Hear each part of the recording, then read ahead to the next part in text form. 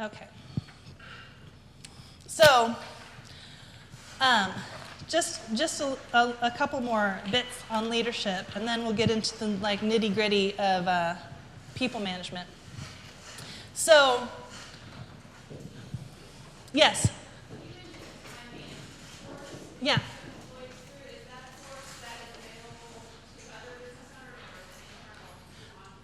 It's available online. If you go to entreport.com/education, you'll see it there. It's called Driver's Education. Yeah. So the other thing to think about here is, in the kind of context of why do people follow, and what kind of leader you want to be, because people, when they become parents, these days at least, they read all sorts of books. Do you want to do attachment parenting? Are you going to spank your kids? Man, I got spanked when I was a kid. And now, sometimes there's fun, but you can't. But whatever, you don't, what kind of parent do you want to be? But no one thinks about, what kind of boss do you want to be? What kind of leader do you want to be? And this is an important question that you want to ask. And you also want to ask on the flip side, why do people follow? And there's this, actually this documented pyramid of kind of I don't know exactly what, I've lost the word for it, but kind of the follower, leader, hierarchy, dichotomy. But there's different reasons why people follow, why followers will follow you, right? The first level, at the lowest level, is domination, right? You're going to dominate them, you're going to control them, and you can kind of imagine what that looks like, right? It's the parent that's I'm going to spank you, right? You're dominating them. This is someone who's controlling, overbearing. This is actually a technique that sometimes in the military is used, in boot camp, the dominating. You have to follow that type of. What's that? Yeah, exactly. But the second the domination stops, the following stops, right? You know what I mean? You've had bosses that have dominated you like this before. All of us have, I think. If you haven't, you're very lucky. Who's come in and, just is you're not doing that right, sweep those floors or whatever. They just want to come in and, toss the table. And it's stressful, right? It puts a lot of stress on you. So you do whatever you can to avoid the stress. You follow, right? The next level is rank. You do it because they're your boss, right? And that's just the appropriate response, right? You listen to your parents because they're your parents. You listen to your teacher because they're your teacher.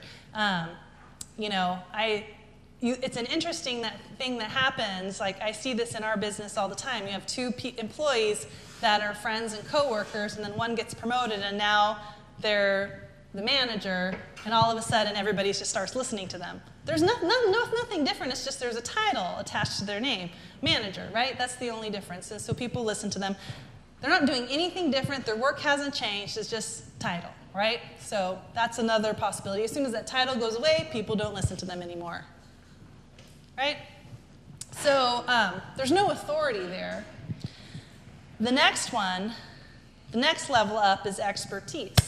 So you would put this along with lawyers and doctors, right? You take that little pill because the person in the white coat says to take the pill.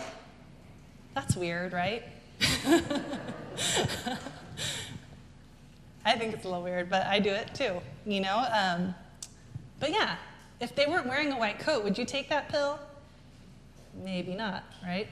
But that's one way of following. The level above that is power, like celebrity, right? People follow celebrity or people, with a lot of wealth or politicians because they have power. So you do what they say. You follow them. But the second their celebrity's gone, the power's gone, their followers are gone too. Okay, then the top two.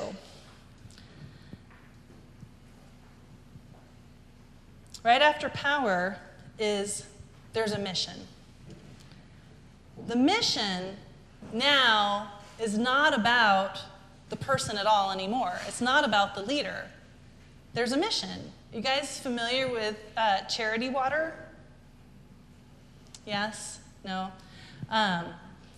They dig wells in areas, I think mostly in Africa right now, but it could be in other areas. But they dig wells to bring clean water because there's been studies that say clean water actually enables education and health and all sorts of other things, and economic growth. So they drill wells to help create clean water. And people aren't following the very, very charismatic leader. He's very charismatic and a very cool guy.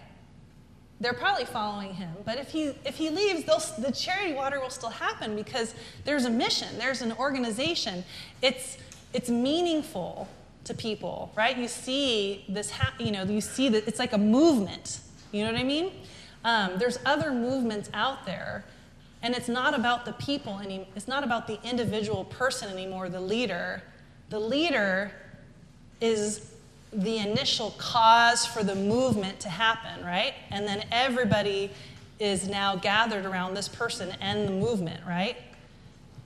If you can create that in your business, if you as the leader can create a mission and mobilize your people around a movement, you've won the game. Because now, if you remove yourself, your people are still working on your mission. Does that make sense to people?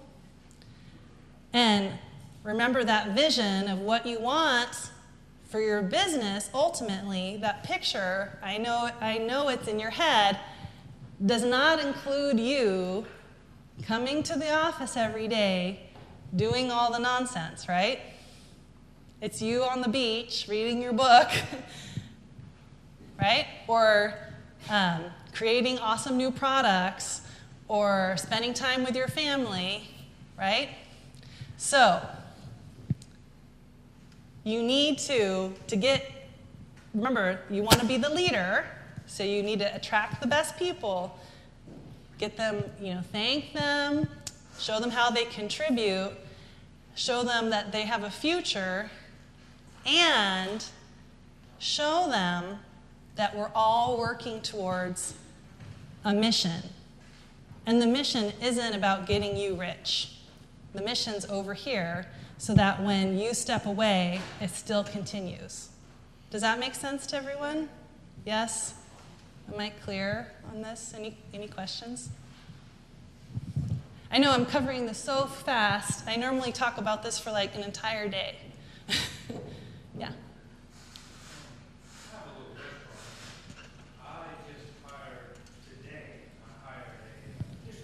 Uh-huh. So how do I get additional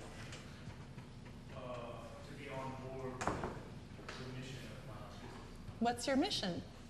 To serve the people of Central Louisiana delicious pizza. I would say that you could have a mission that's even like a higher level than that, like delicious pizza, yes, right? Nutritious, you want to nourish the people of Louisiana, right? Right? And your food is delicious too, by the way, because I had lunch there. So I think I think focusing on the mission that will really land for people, and it takes a while. You have to play around with it for quite a bit to really figure out what the right phrasing is, but it really needs to land for people. Like, for example, one of the people in our mastermind a year ago, he actually paved driveways, right? That was his business. And he's like, well, how is my mission, what kind of a mission am I going to say? I paved driveways. And after we went through it for quite some time, he realized that his mission was not about paving driveways. It was about being a fair employer. So it doesn't necessarily even have to be about products and your product or service. No, I get that, and I understand that that the mission is working towards an ideal that you want to set, and that makes sense. But when you, in my particular business, I have the people at the bottom a lot of the time are looking for a paycheck, and Yeah. not much else outside of that. So how do I say, look, this ideal can serve you as well? How do I let them know that the ideal can serve the bottom people as well as the top people? Well, what you just said is the people at the bottom are looking for a paycheck, right? What you want is people who, those people can go get a paycheck anywhere, right? What you want is people who believe in your mission, and the paycheck is just ancillary, right? Of course, we're not just working for our health, right? But people out in the world, they volunteer at nonprofits and they work there for free all the time. They're not getting paychecks because they believe in something, right? So the money actually, in our personal experience, doesn't matter. Yes, we need to feed our families. Yes, we need to survive and stuff like that. And if you shift your thinking a little bit and focus more on what am I actually contributing to the world with my business? What is the difference I'm making here? And then present that, and then hire people who engage with that. Then and you reinforce that and communicate that, then they're moving that, towards that, and the paycheck is extra. It's like a bonus. You know what I mean? Because their payment is, I helped make this happen. You know what I mean? It's like the chicken before the egg a little bit. You have to really nail that mission. It's not going to happen tomorrow, right? You have a bunch of people working for you right now that are working for the paycheck, right? You got to figure out the mission, really focus on it, nail it, share it with your people.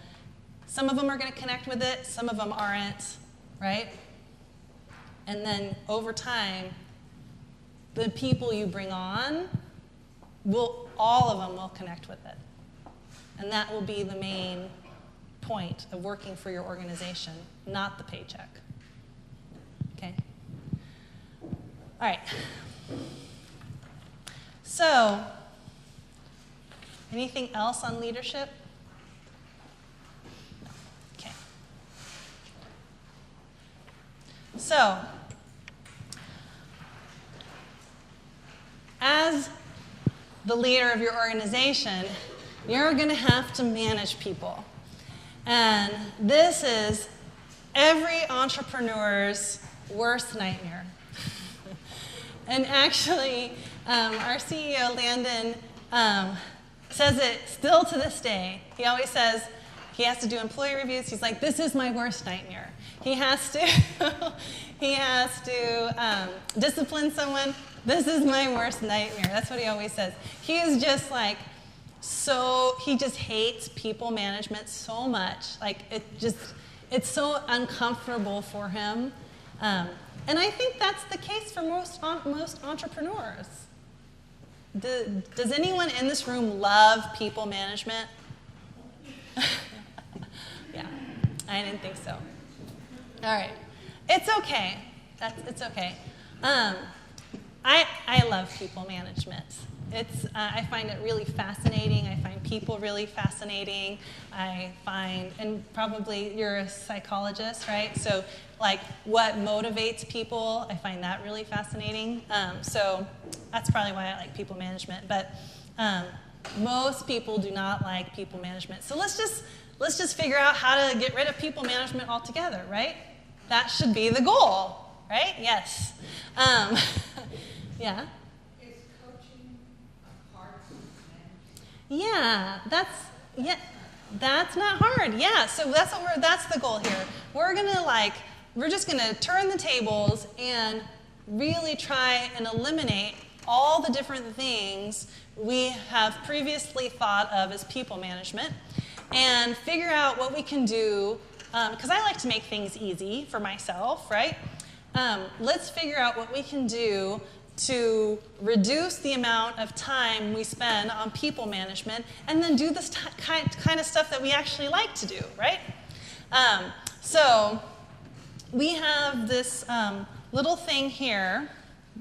There's this quote that I just love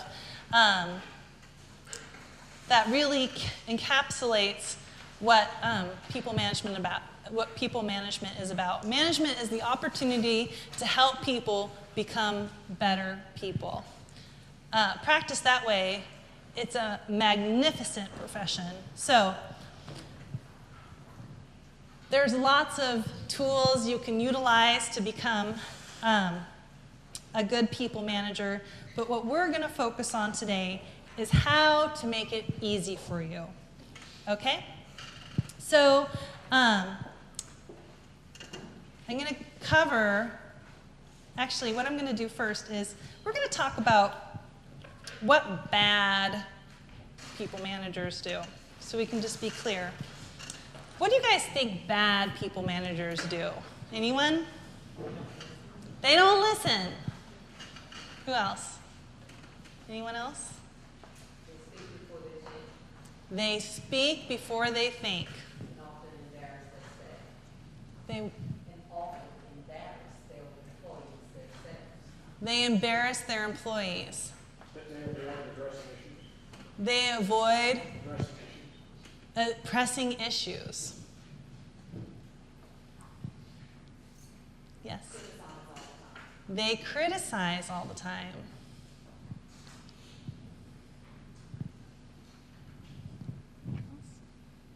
Yes. They don't recognize the work of the employees, the value. They don't give feedback. You were saying they don't appreciate. They sound like bullies, right? Bad managers are bullies. They're kind of at the domination level, right? You just listen to them because you have to. Well, you guys don't want to be like that, do you? What's that? Does someone say, yeah, we do?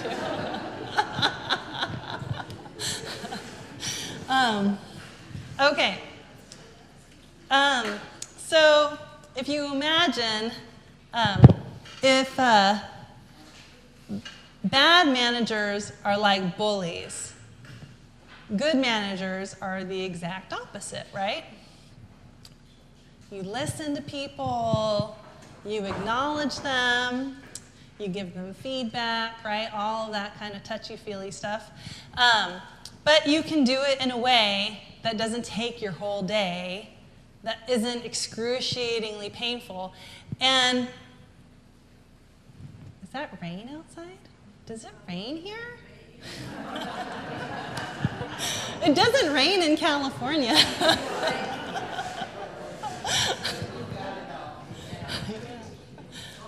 It's so weird when I hear it rain, I'm like, what is that? Okay.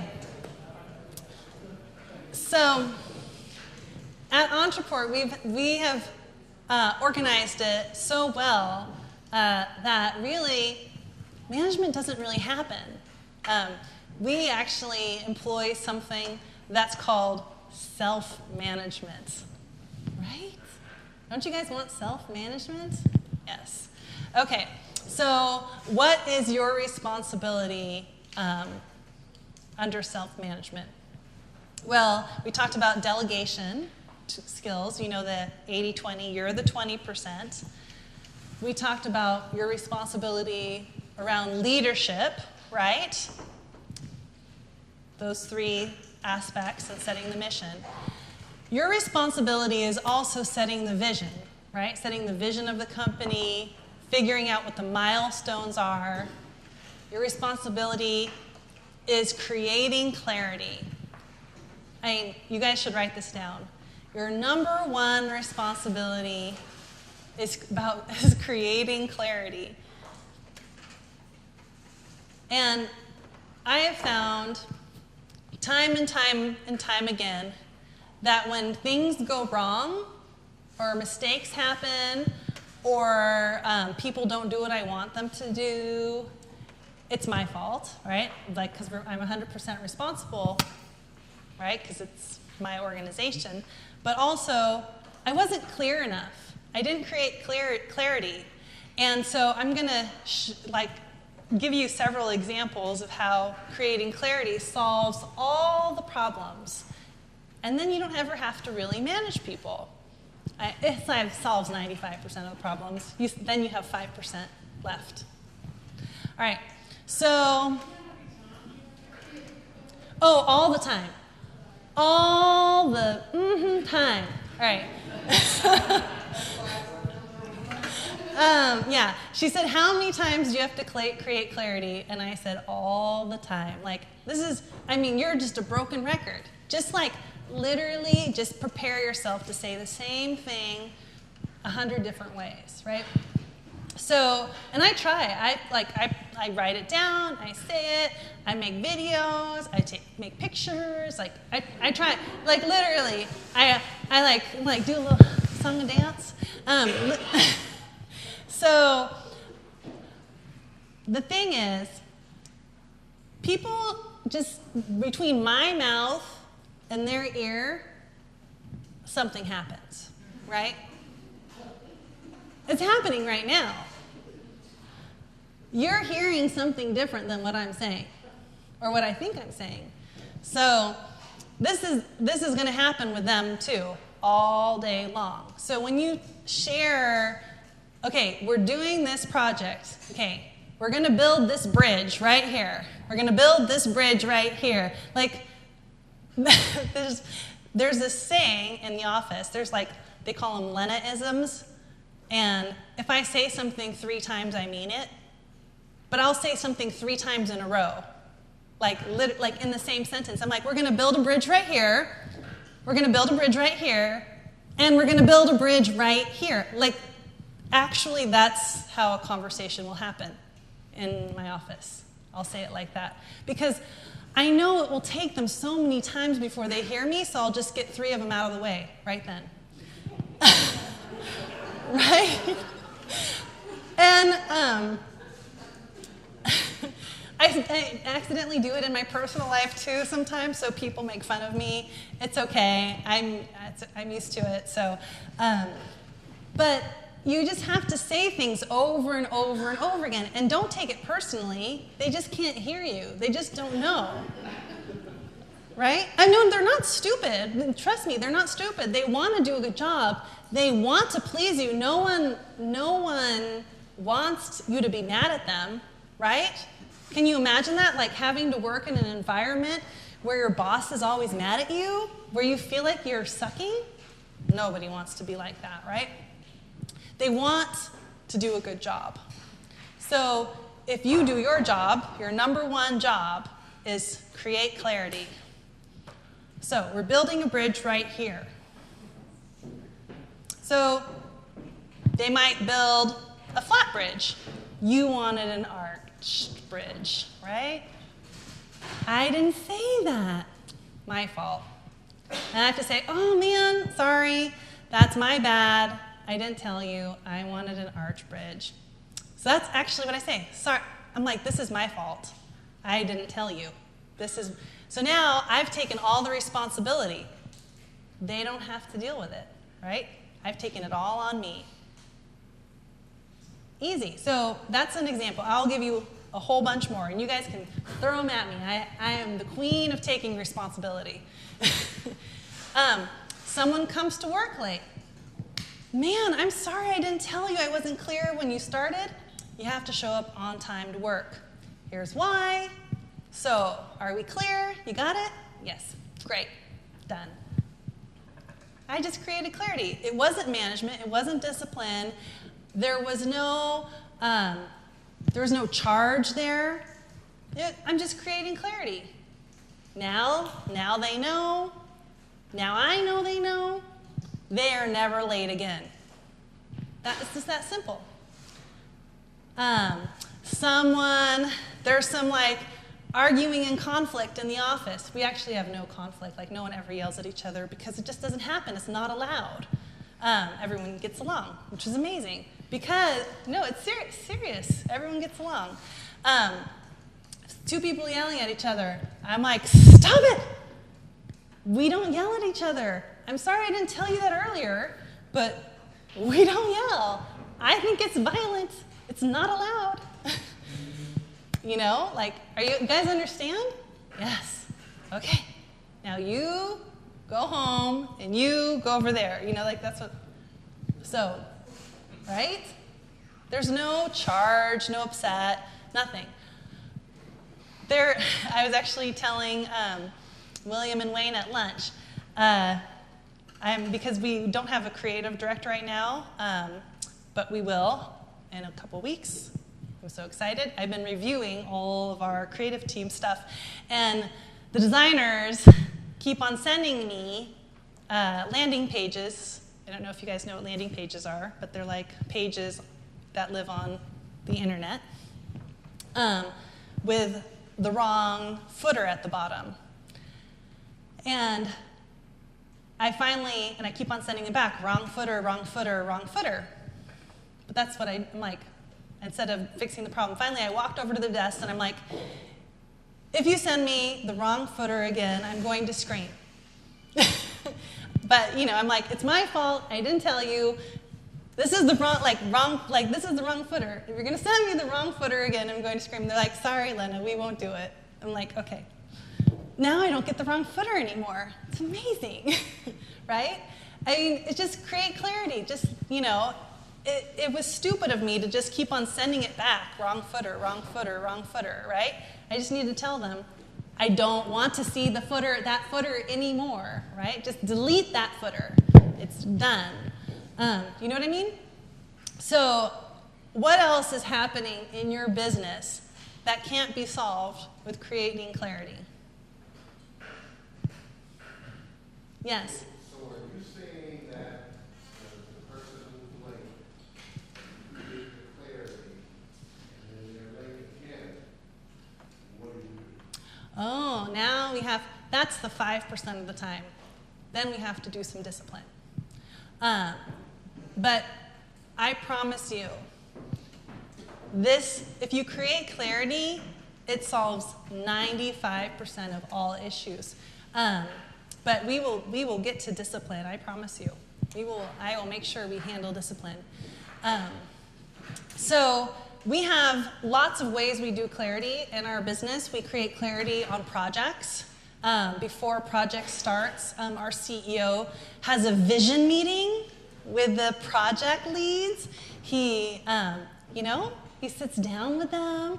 He paints the picture. He doesn't write anything down. He describes the perfect ideal project, and this is what it would look like, and they have this whole little meeting and discussion back and forth, and then they write it all down, right? He has a vision meeting with them. He's creating clarity for that project, creating clarity for that project, right? The whole delegation process is about creating clarity. Here, this is what I want you to do. This is why I want you to do it. This is when I want you to do it by. You just created clarity, right? Setting expectations. This is what I expect of you. This is why I expect it of you. This is how we serve our customers. This is why we serve our customers this way, right? Everything that you might think is obvious, it's not obvious, right? remember, there's no employee 101. So, and you're going to have to do it again and again and again and again, right? Just, you're a broken record. Where's the threshold, though, that you know you've been painfully clear about what you want? You said, I need a blue folder, and bring back this folder. Okay. Some stuff can only be so clear in so many ways before it does get done. Yeah, so you don't want to get frustrated, right? So like that's when I make it stop, right? So like wrong footer, wrong footer, wrong footer. But I didn't solve that problem, right? I'm putting up with it. There's a difference between putting up with it and solving the problem. So, I could go over and solve the problem for them and say, okay, I'm deleting all the other footers, I'm labeling this one the correct footer, and then only use this one. But instead, I know they're going to do that because they're trained to do that. That's what they'll do. And I'll never see that other footer again. But instead, I went over and said, I never want to see anything other than this footer again. But you need to say, we only use blue binders for X, Y, Z. If there is any other color used, I need to approve it, right? Are we clear? Yes. And if they bring the other binder again, and they already said they were clear, then you have to be like, you didn't follow the process. We have to do discipline now, right? It's just that simple, right?